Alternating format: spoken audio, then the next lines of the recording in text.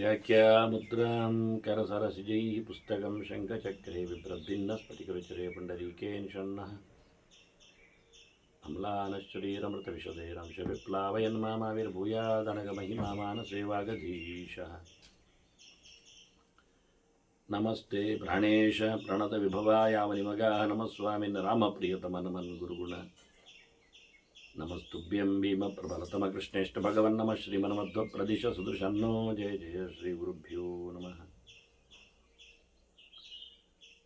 नारायणं सुरगुरुं जगदेकनाथं भक्तप्रियं सकललोकनमस्कृतं च त्रैगुण्यवर्जितमजं विभुमाद्यमीशं वन्दे भवग्रहम् अमरासुरसिद्धवन्द्यं नारायणं नमस्कृत्य नरं चैव नरोत्तमं देवीं सरस्वतीं व्यासं ततो जयमुदीरये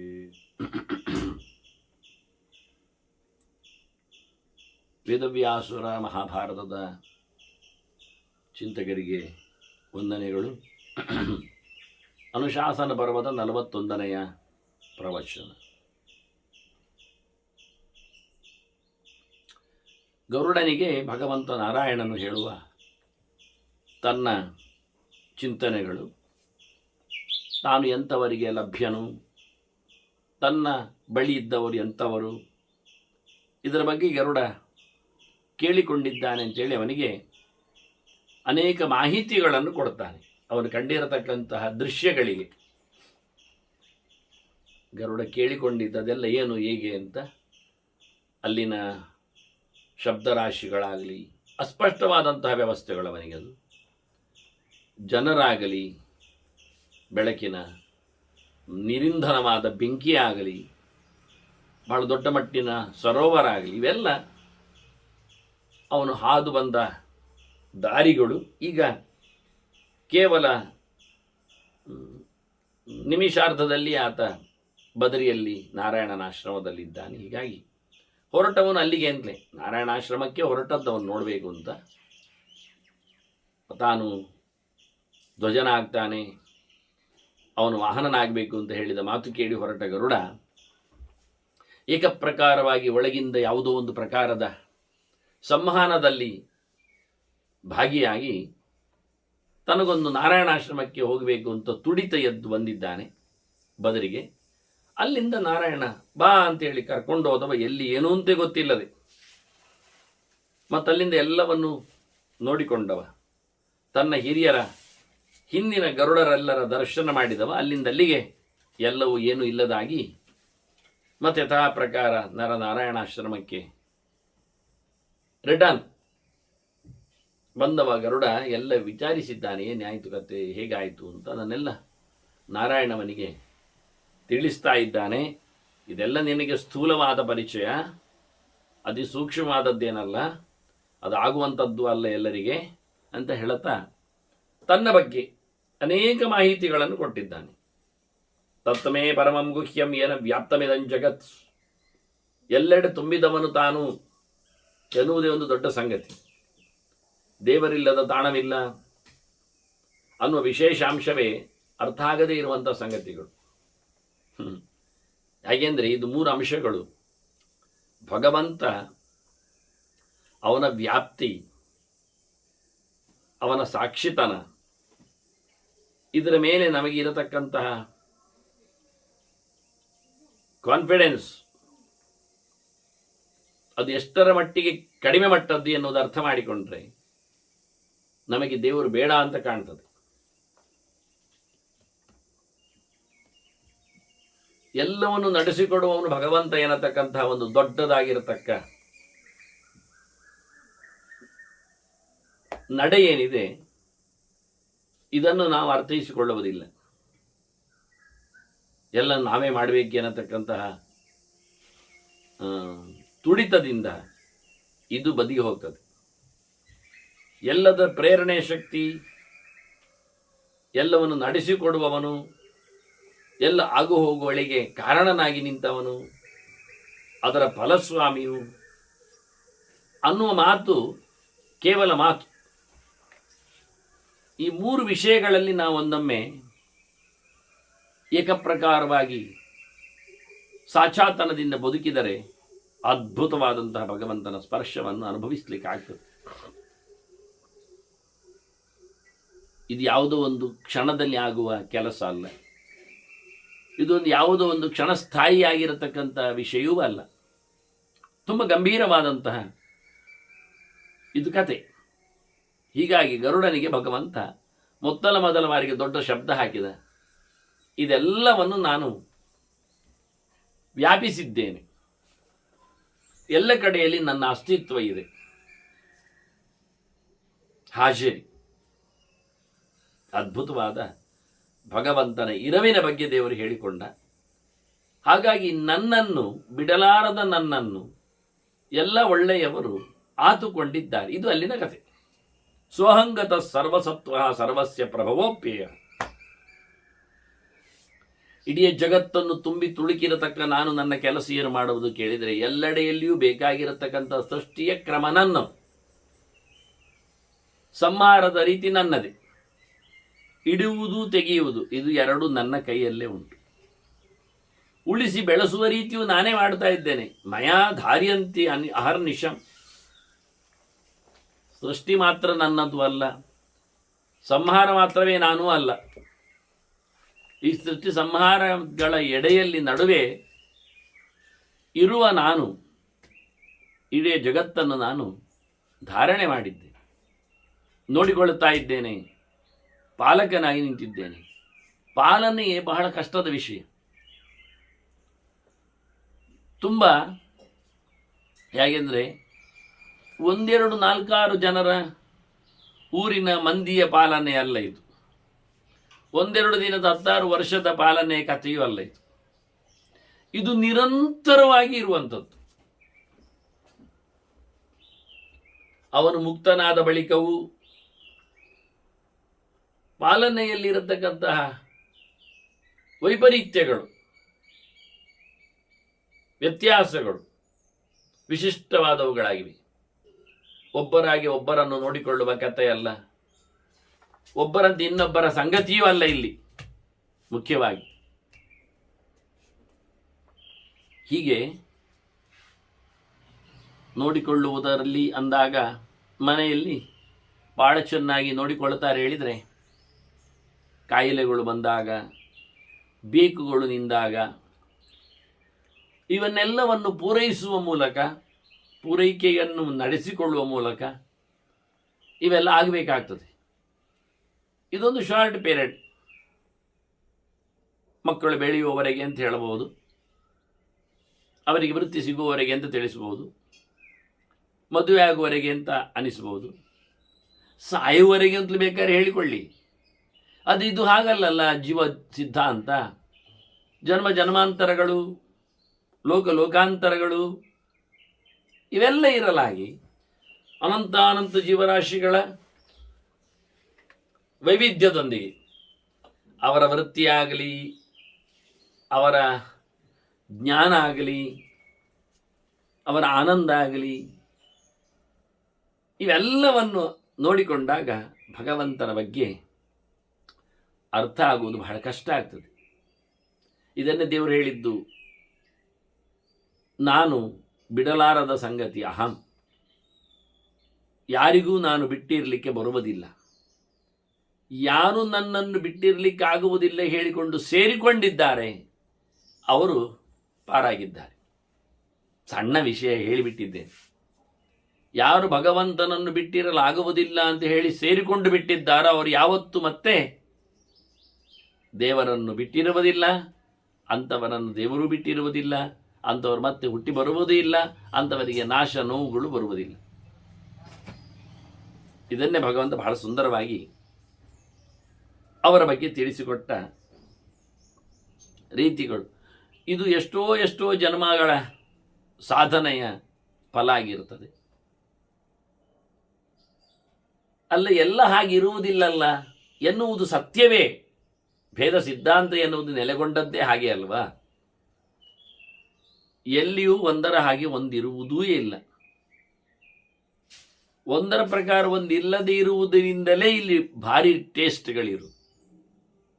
ಅಕ್ಕಿಯೇ ಒಂದು ತಿನ್ನುವ ಪದಾರ್ಥ ಅಲ್ಲ, ಆದ್ದರಿಂದಲೇ ಅಡುಗೆಯಲ್ಲಿ ಒಂದು ವೈಶಿಷ್ಟ್ಯ ಬಂದದ್ದು.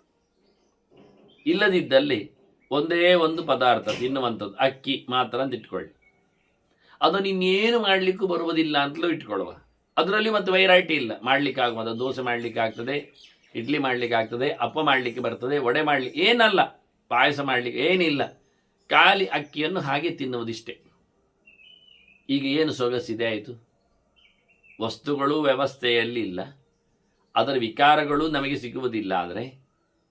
ಆದ್ದರಿಂದ ಬಹುಚಿತ್ರ ಜಗತ್ ಬಹುಧಾಕರಣಾತ್ ಪರಶಕ್ತಿರ ಅನಂತ ಗುಣ ಪರಮಃ ಅಂತ ಭಗವಂತ ಭಿನ್ನ ಭಿನ್ನವಾದ ಸಂಗತಿಗಳ ಜೊತೆಯಲ್ಲಿ ಈ ಜಗತ್ತನ್ನು ವೈಭವೀಕರಿಸಿದ್ದರಿಂದಲೇ ಅವನ ಅನಂತಾನಂತ ಗುಣಗಳು ಮುನ್ನೆಲೆಗೆ ಬರುವುದು.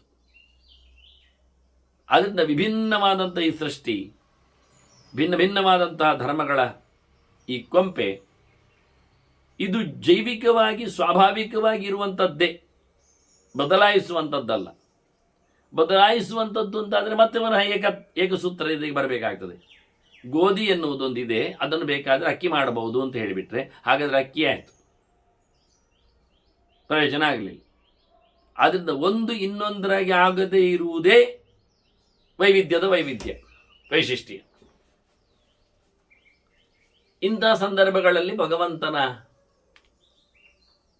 ವ್ಯವಸ್ಥೆ ಹೇಗಿರುತ್ತದೆ ಅದರ ಬಗ್ಗೆ ಒಂದು ದೇವರ ಮಾತು, ಬಹಳ ಚಂದವಾದ ಮಾತು. ಇದನ್ನು ಕೃಷ್ಣನು ಹೇಳಿದ್ದಾನೆ ಗೀತೆಯಲ್ಲಿ, ಬೇರೆ ಪ್ರಕಾರದಲ್ಲಿ ಹೇಳಿದ್ದಾನೆ.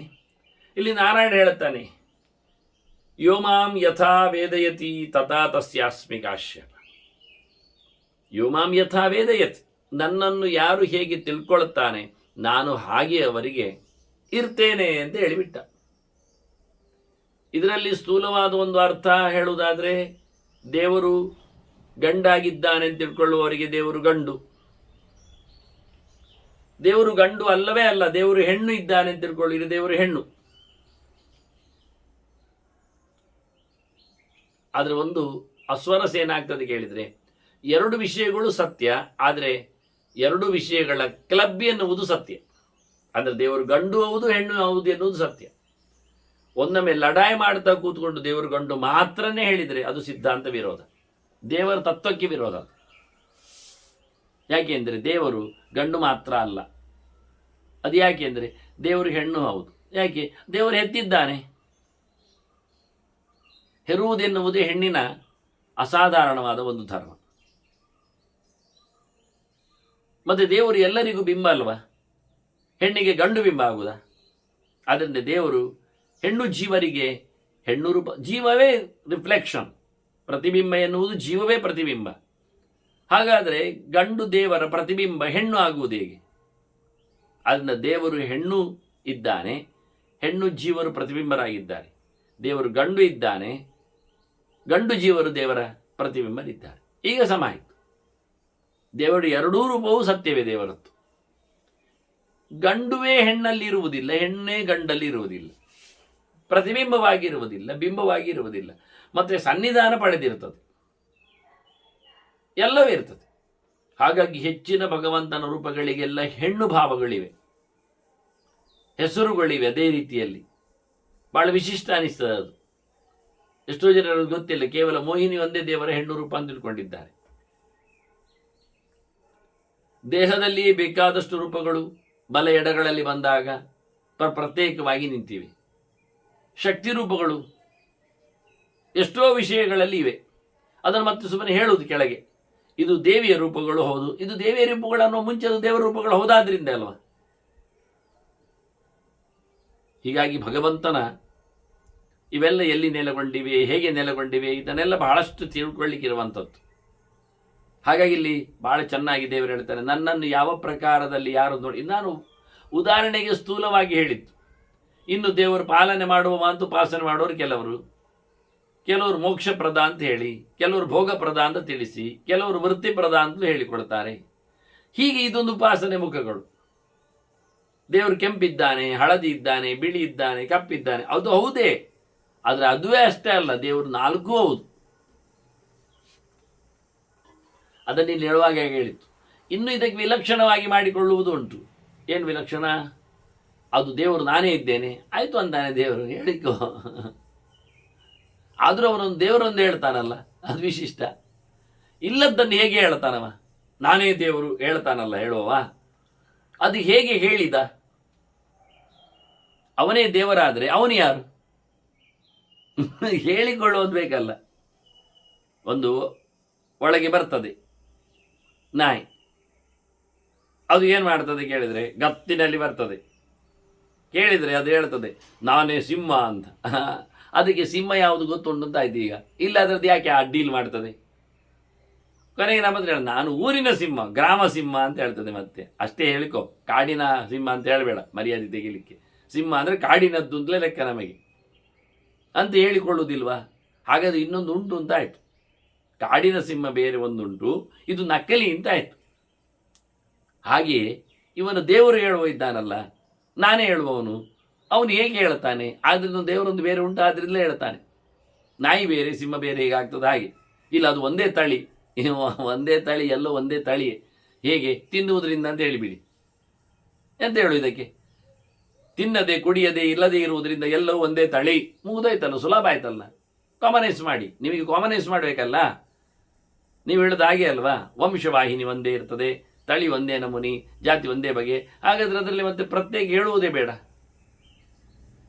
ಎಲ್ಲವೂ ಬದುಕುತ್ತದೆ ಎನ್ನುವ ನೆಲೆಯಲ್ಲಿ, ಉಸಿರಾಡ್ತದೆ ಎನ್ನುವ ಚಿಂತನೆಯಲ್ಲಿ, ಊಟ ಮಾಡ್ತದೆ ಅಂದರೆ ಊಟ ತಿಂತದೆ ಅಂತ, ಊಟ ಮಾಡು ಎಂಥದೇ ಆಗಲಿ, ತಿಂತದೆ ಕುಡಿತದೆ ಎನ್ನುವ ನೆಲೆಯಲ್ಲಿ.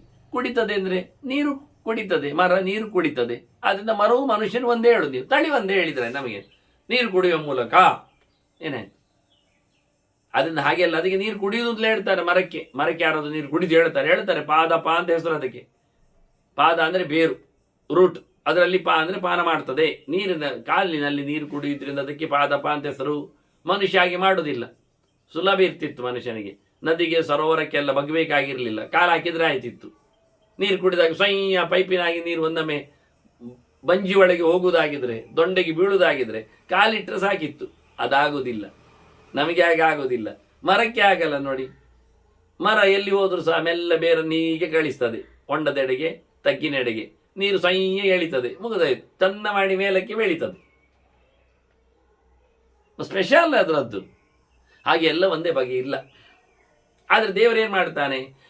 ಯಾರು ಯಾವ ಪ್ರಕಾರದಲ್ಲಿ ಯೋಚನೆ ಮಾಡ್ತಾರೋ ಅವರಿಗೆ ಅದೇ ಯೋಚನೆಗಳಲ್ಲಿ ಆಯ್ತು ಅಂತ ಹೇಳಿಬಿಡ್ತಾನೆ. ನಿಂದು ಯೋಗ್ಯತೆ ಅಷ್ಟೇ ಮಾರೆ, ಹೋಗು. ಅಂದು ಎಷ್ಟು ಕಷ್ಟ ಆಗ್ತದೆ. ನಾನು ದೇವರು ಹೇಳುವವರಿಗೆ ಒಂದು ಬೇಸಿಕ್ ಏನು ಕೇಳಿದರೆ, ದೇವರು ಎನ್ನುವುದು ಗೊತ್ತೇ ಇಲ್ಲದೆ ಹೇಳುವುದು ಹೇಗೆ ಎನ್ನುವುದೇ ಕಷ್ಟ. ದೇವರು ನಾನು ಅಂತ ಹೇಳುವವನಿಗೆ ನಾನು ಆದ್ರೂ ಗೊತ್ತಾಗಬೇಕಾಗಿಲ್ಲ, ಮತ್ತೆ ಪುನಃ ಸತ್ತೋಗ್ತದೆ. ಮತ್ತೆ ನಾನು ಯಾರು ಕೇಳಬೇಕು ಅವನಿಗೆ? ಪಕ್ಕದಲ್ಲಿ ನಿಂತವ, ಆಯ್ತು ಮಾರೆ ನೀನು ದೇವರು ಹೇಳ್ತಾ ಇದ್ದಿ, ಸರಿ ನಾನು ಯಾರಾಗಾದ್ರೆ? ನೀನು ಬರೆದು ತೋರಿಸುವ ಏನು ಅಂತ. ಅವನು ಬರೆದು ತೋರಿಸ್ತಾನೆ, ನಾನು ದೇವರು ಬರಿತಾನೆ. ಅದನ್ನು ನಾವು ತಗೊಳ್ಳೋದು, ನಾವು ಓದುದು ಅದನ್ನು ಏನಂತ, ನಾನು ದೇವರು. ಹೀಗೆ ದೇವರು ಯಾರು? ಯಾರು ಓದ್ತಾರೋ ಅವರೆಲ್ಲರೂ ದೇವರೇ. ಹಾಗಾದ್ರೆ ದೇವರು ಯಾರು? ಎಷ್ಟು ಜನ ದೇವರು ಈಗ? ಇದು ಡೌಟೇ, ಮತ್ತೆ ಮನ ತೊಂದರೆ. ಮತ್ತೆ ಹಾಗಾದ್ರೆ ನಾನು ಎಲ್ಲಿದ್ದಾನೆ ಈಗ? ನೀನು ಎಲ್ಲಿದ್ದೀಗ? ಮುಗಿಲಾರದ ಸಂಗತಿ ಆಗಿ ಬಿಡ್ತದೆ. ಇನ್ನು ಕೆಲವರು ಆಗಲ್ಲ, ಅದು ಈ ದೇವರು ಸುಮಾರಿಲ್ಲ ಮಾರಾಯರು, ಮತ್ತೆ ಒಂದೇ. ಯಾರು? ಅದು ಯಾರಾದ್ರೂ ಒಂದೇ. ನಾವಂತೂ ಅಲ್ಲ ಬಿಡುವ, ನೀವಲ್ಲ ಅಲ್ಲ ಆಗಲಿ, ಮತ್ತೆ ಯಾರು? ಅದು ಯಾರಲ್ಲಿ ಇದ್ದಾರೆ ಹೇಳ್ತಾರಲ್ಲ ಅವರು. ಬ್ರಹ್ಮ ಅಂತ ಹೇಳ್ತಾನೆ, ಶಿವ ಅಂತ ತಿಳಿಸ್ತಾರೆ, ಗಣಪತಿ ಅಂತ ಕೂಗ್ತಾರೆ, ಅಯ್ಯಪ್ಪ ಅಂತಲೂ ಹೇಳ್ಬೋದು, ಬೊಬ್ಬರಿ ಅಂತಲೂ ತಿಳಿಸ್ತಾರೆ, ಪಂಜುರ್ಲಿಯೂ ಹೇಳು ಯಾರು, ಎಲ್ಲ ಒಂದೇ ಮಾರೆಯ. ಹಾಗಾದ್ರೆ ಅದು ಹೇಳಿದ್ದು ಹೇಗೆ? ಹಾಗಾದ್ರೆ ಗರುಡ ಯಾರು? ನಾರಾಯಣ ಯಾರು? ಹಾಗಾದ್ರೆ ಪೆರ್ಗುಡೆ ಯಾವುದು? ಗಣಪತಿ ಯಾವುದು? ಗಣಪತಿ ಅಲ್ವಾ? ಗಣಪತಿ ಗಣ ಯಾವುದು? ಪತಿ ಯಾವುದು? ನವಿಲು ಯಾವುದು? ಸ್ಕಂದ ಯಾವುದು? ಸಿಂಹ ಯಾವುದು? ದುರ್ಗೆ ಯಾವುದು? ಎಲ್ಲ ಒಂದೇ ಅಲ್ವಾ? ಹಾಗಾಗಿ ನಾವು ದೊಡ್ಡ ಸಿಂಹಕ್ಕೆ ಪೂಜೆ ಮಾಡಿದರೆ ಸಾಕು, ಬಾಯ ಮಾಡಿಸಿ. ಅವಳೇ ದುರ್ಗೆ ಹೇಳುದು, ನಮಗೇನು ಆಗುದಿಲ್ಲ, ಬಹಳ ಕಷ್ಟ ಆಗ್ತದೆ. ಆದ್ರಿಂದ ಇದ್ದವರಲ್ಲಿ ಒತ್ತು ಸೇರಿಸಲಿಕ್ಕೆ ಬರುವುದಿಲ್ಲ. ನಾನು ಎಷ್ಟೋ ಬಾರಿ ಹೇಳಿದ್ದುಂಟು, ಸಾಮಾನ್ಯ ಜನಕ್ಕೆ ಎಂಥವರಾದರೂ, ಎಂಥ ಸಿದ್ಧಾಂತದಲ್ಲಿ ಅತ್ಯಂತ ಎತ್ತರದಲ್ಲಿ ಕೂತವರಾದರೂ ಗಣಪತಿ ಯಾರು ಕೇಳಿದರೆ ಅದು ಶಿವನ ಮಗ ಅಂತಲೇ ಹೇಳ್ತಾರೆ ಅವರು. ಮೊದಲ ಪೂಜೆ ಅವನಿಗೆ ಅಂತ ಹೇಳ್ತಾರೆ. ಮೊದಲ ಪೂಜೆ ಅಂತ ಆದರೆ ಮತ್ತೆ ಮತ್ತೆ ಪೂಜೆ ಉಂಟು ಅಂತ ಆಯ್ತಲ್ಲ, ಯಾರಿಗೆ? ಮೊದಲ ಪೂಜೆ ಅಂತ ಒಂದು ಮಾಡಿದರೆ ಗಣಪತಿಗೆ, ಹಾಗಾದರೆ ಮತ್ತೆ ಪೂಜೆ ಉಂಟು ಅಂತ ಆಯ್ತಾ ಇಲ್ವಾ? ಇಲ್ಲಾದರೆ ಮೊದಲ ಪೂಜೆ ಯಾಕೆ ಹೇಳಬೇಕು? ಮತ್ತೆ ಪೂಜೆ ಉಂಟು ಅಂತದ್ದು ಯಾರಿಗೆ? ಅದು ಶಿವನಿಗೆ, ಅದು ದೇವರಿಗೆ, ಅದು ದುರ್ಗೆಗೆ. ಅದೆಂತ ಮಾಡ್ತೀರಾ ಅದಕ್ಕೆ? ಹಾಗಾದರೆ ಮೊದಲು ಯಾರಿಗೆ ಪೂಜೆ ಮಾಡಿದ್ದು? ಅದು ಗಣಪತಿನಿಗೆ. ಹಾಗಾದರೆ ಗಣಪತಿ ಅವಲ್ಲ ಅಲ್ಲ. ಈಗ ಆಯ್ತಲ್ಲ, ಒಬ್ಬ ಗಣಪತಿ ನಮಗೆ ಸಿಕ್ಕಿದ್ನ ಮತ್ತೆ ಎಲ್ಲರನ್ನು ಮಾತಾಡಿಸ್ತೇವೆ ನಾವು. ದೇವರಲ್ಲ ಅಂತ ಆಯ್ತಲ್ಲವ ನಮ್ಮ ಪೂಜೆಗೆ. ಇವತ್ತು ಸತ್ಯನಾರಾಯಣ ಪೂಜೆ ಮಾರ್ಯಾರೆ, ಹೌದಾ, ಒಳ್ಳೇದಾಯಿತು. ಮತ್ತೆ ಮೊದಲು ಗಣಪತಿಗೆ ಪೂಜೆ ಮಾಡಿದ್ದಾರೆ, ಮತ್ತೆ ಇದು ಮೊದಲು ಯಾಕೆ ಮಾಡಿದ್ದವನಿಗೆ? ಸತ್ಯನಾರಾಯಣ ಅಲ್ಲ ಹಾಗಾದರೆ. ಹೌದಾದರೆ ಸತ್ಯನಾರಾಯಣಿಗೆ ಪೂಜೆ ಮಾಡಿದರೆ ಆಯ್ತಲ್ಲ, ಗಣಪತಿಗೆ ಹಾಗೆ ಪೂಜೆ ಮಾಡೋದು? ಅದು ಎಲ್ಲ ವಿಘ್ನ ಬರ್ತದೆ. ಇದು ಒಳ್ಳೆ ಕಥೆ ಆಯ್ತಲ್ಲ. ಈಗ ವಿಘ್ನ ಬರ್ತದೆ ಅಂತ ಗಣಪತಿ ಪೂಜೆ ಮಾಡೋದಾದರೆ ದೇವರ ಪೂಜೆ ಒಂದು ವಿಘ್ನ ಕೊಡುದವ? ಹಾಗಾದರೆ ದೇವರು ಬೇರಿದ್ದಾನೆ ಅಂತ ಆಯಿತು. ಎಂತ ಮಾಡಿದರೂ ಸಿಕ್ಕಿ ಬೀಳ್ತದೆ ಮಾರೇ. ಗಣಪತಿಯನ್ನೇ ಶಿವೆ ಹೇಳಿದರೆ ಶಿವಕ್ಕೆ ಹೆಣ್ಣು ಕಾಯ್ತಾನೆವ. ಮತ್ತು ನಾನು ಪ್ರೈಸ್ ಎಲ್ಲ ಡಿಕ್ಲೇರ್ ಮಾಡಿದ್ದೆ ಮಾರೇರೆ, ಯಾರು ಫಸ್ಟ್ ಬರ್ತಾನೆ ಭೂಮಿಗೆ ಪ್ರದಕ್ಷಿಣೆ ಬಂದು ಅವನಿಗೆ ಕೊಡ್ತೇನೆ ಅಂತ. ಅವನಿಗಾಗ್ತದೆ ಅದು. ಯಾಕೆಂದರೆ ಅವನಿಗೆ ಅವನ ಅಪ್ಪನೇ ಪೂರ ಸರ್ವಸ್ವ. ನಮಗೆ ನಮ್ಮ ಅಪ್ಪ ಅಮ್ಮ ಸರ್ವಸ್ವ. ಕೆಲವರು ಕೇಳುವುದುಂಟು, ನೀವೆಂಥದಕ್ಕೆ ಮಾರಾಯರೆ ಸುತ್ತು ಹೊಡೆಯುವುದು? ಅವ ಗಣಪತಿ ಮಾಡಿ ತೋರಿಸ್ಲಿಲ್ವಾ? ಷಣ್ಮುಖ ಓಡಿದ ಮಯೂರ ಹಿಡ್ಕೊಂಡು ಭೂಪ್ರದಕ್ಷಿಣೆ ಮಾಡಲಿಕ್ಕೆ. ಇವ ಆಗುವುದಿಲ್ಲ ಅಂತ ಹೇಳಿದ. ಪೆರಗುಡೆ ಹತ್ರ ಕೇಳಿದ, ಅದು ಹೇಳ್ತದೆ ನನಗೆ ಆಗುವುದಿಲ್ಲ ಹೇಳಿತು. ಹಾಗಾದರೆ ಇವ ಪ್ಯಾಚ್ ಅಲ್ಲೇ ಕೂತ, ಅಲ್ಲೇ ಶಿವಪಾರ್ವತಿಯರನ್ನು ಒಟ್ಟಿಗೆ ಕುಳ್ಳಿರಿಸ್ಲಿಕ್ಕೆ ಹೇಳಿದ. ಒಂದು ರೌಂಡ್ ಬಂದ ಅಲ್ಲಿಗೆ, ನಾನು ವಿನ್ ಅಂತವ. ನಾನು ಫಸ್ಟ್ ಬಂದ. ಯಾಕೆ? ತಂದೆ ತಾಯಿಗಳೇ ನನಗೆ ಇಡೀ ಲೋಕ ಅಂತಾನೆ. ಅವನಿಗೆ ಇಡೀ ಲೋಕ ತಂದೆ ತಾಯಿಗಳು ಸತ್ಯ. ಯಾಕೆಂದರೆ ಅವನಿಗೆ ಬದಲಾಗ್ತಾರೆ ತಂದೆ ತಾಯಿಗಳು. ಅದು ಶಿವಪಾರ್ವತಿಯರು. ಅವನಿಗೆ ಆಗ್ಬೋದು, ನಮಗೆಲ್ಲಿದ್ದಾರೆ? ಇಡೀ ಲೋಕವನ್ನೇ ಆಳುವ ಶಿವಪಾರ್ವತಿಯರು ನಮ್ಮ ಅಪ್ಪ ಅಮ್ಮ ಆಗಿರ್ತಾರ? ನಮಗೆ ಯಾರೋ ಎಷ್ಟೋ ಅಪ್ಪ ಅಮ್ಮ ಆಗಿ, ನಾವು ಎಷ್ಟು ಜನರಿಗೆ ಅಪ್ಪ ಅಮ್ಮನಿಗೆ ಸುತ್ತು ಬರೋದು? ಹಾಗಾದ್ರೆ ನಾವು ಹುಡ್ಕೊಂಡು ಹೋಗ್ಬೇಕು ಎಲ್ಲೆಲ್ಲ ನಮ್ಮ ಅಪ್ಪ ಅಮ್ಮ ಎಂದೆಲ್ಲ ಬಂದು ಹೋಗಿದ್ದಾರೆ ಅಂತೇಳಿ. ಒಟ್ಟಾರೆ ಇಡೀಗೆ ಬಂದರೆ ಆಗ ಎಲ್ಲ ಅಪ್ಪ ಅಮ್ಮ ಅಂದಿರು ಮಧ್ಯೆಯಲ್ಲಿ ಸಿಗ್ತಾರೆ ನಮಗೆ. ಬಂದು ಹೋದವರು, ಹಿಂದೆ ಆದವರು, ಈಗ ಇರುವವರು, ಉಳಿದವರು, ಬಿಟ್ಟವರು ಎಲ್ಲ. ಈಗಿರುವವರು ಅಂದರೆ ಅವ್ರು ಎಲ್ಲೂ ಬಂದಿರಬಹುದು. ಅದನ್ನು ನಾವು ಅವರನ್ನು ಹುಡುಕಬೇಕಾದ್ರೆ ನಮಗೆಷ್ಟು? ಕಸ್ಮಿನ್ ಜನ್ಮ ನೆಮೆ ಬ್ರಹ್ಮನ್ ಪಿತರಹ ಮಾತರಷ್ಟಮೆ ಕೇಳಲಿಲ್ವವ? ಎಷ್ಟು ಜನ್ಮದ ಅಪ್ಪ ಅಂದಿರು, ಎಷ್ಟು ಜನ್ಮದ ಅಮ್ಮ ಅಂದಿರು. ಗಣಪತಿಗೆ ಆಗಲ್ಲ. ಅವನು ಯಾವತ್ತು ಹುಟ್ಟುವಾಗಲೂ ಅವರಿಂದಲೇ ಬರುವವ ಅವನು. ಅದನ್ನು ಸಿಕ್ಕಿ ಬೀಳಿದ ಕತೆ ಹಾಗೆ. ಕತೆ ಹೇಳಲಿಕ್ಕೆ ಸುಲಭ, ಆಗುವುದಿಲ್ಲ ಹಾಗೆ ಎಲ್ಲರಿಗೆ ಮಾಡಲಿಕ್ಕೆ. ಆದ್ರಿಂದ ಏನಾಯ್ತು ಈಗ? ಸುತ್ತು ಬಂದವ ಗಣಪ ಆದ, ಸುತ್ತಿನಲ್ಲಿ ಪ್ರದಕ್ಷಿಣೆಯಲ್ಲಿ ಸೇವೆನಾದವ ಶಿವ ಆದ. ಪಾರ್ವತಿ ಬೇರೆ, ಗಣಪತಿಯನ್ನು ಯಾರಾದ್ರು ಪಾರ್ವತಿ ಹೇಳ್ಯಾರ? ನೀನೇ ಪಾರ್ವತಿ, ನೀನೇ ಶಿವ, ನೀನೇ ಸುಬ್ರಹ್ಮಣ್ಯ ಎಂದು ಹೇಳಿದರೆ ನೀನೇ ನಂದಿ, ನೀನೇ ಹೆಗ್ಗಣ. ಅವನಿಗೆ ಹೆಗ್ಗಣ ನೀನೇ ಹೇಳಿದರೆ ಭಾರಿ ಗೌರವ ಬಂದಿತ್ತು. ಅದು ಹೆಗ್ಗಣ ಬುಸುಗುಟ್ಲಿಕ್ಕೆ ಶುರು ಮಾಡಿದ್ದು. ಹಾಯ್ ನಮ್ಮ ಗಣಪತಿಗೆ ನೀವೆಲ್ಲ ಹೆಗ್ಗಣ ಹೇಳುದ ಅಂತ ಕೇಳ್ತಾರೆ. ಅಲ್ಲ, ನಿಮಗೆಲ್ಲ ಒಂದೇ ಆಗಬೇಕಲ್ಲ, ಅರ್ಥ ಮಾಡಿಕೊಳ್ಳಿ. ಅದನ್ನ ಕೃಷ್ಣ ಹೇಳಿದ, ಇಲ್ಲಿ ನಾರಾಯಣ ಹೇಳ್ತಾನೆ, ಯಾರು ಯಾವ ಪ್ರಕಾರದಲ್ಲಿ ಹೇಳಿಕೊಳ್ಳುತ್ತಾರೋ ಹಾಗೆ ಆಗಿ ಹೋಗಲಿ ಅವರಿಗೆ ಅಷ್ಟೆ. ರಿಪೇರಿ ಮಾಡಲಿಕ್ಕೆ ನಾನು ಬರುವುದಿಲ್ಲ. ಯಾಕೆ? ಅವರು ಅದನ್ನು ರಿಪೇರಿ ಮಾಡಿಕೊಳ್ಳುವುದಿಲ್ಲ, ಆಗ್ರಹಿಗಳವರು. ಅಲ್ಲೇ ಕಣ್ಣು ಕಾಣ್ತದಲ್ಲ, ಅಲ್ಲೇ ವಿಷಯ ಇರುವಾಗ ಹುಡುಕುದೇನು ಬಂತವರು? ಅಷ್ಟೆಲ್ಲ ವಿಷಯಗಳಿರುವಾಗ ಹೇಳುವುದೇನು ಬಂತು?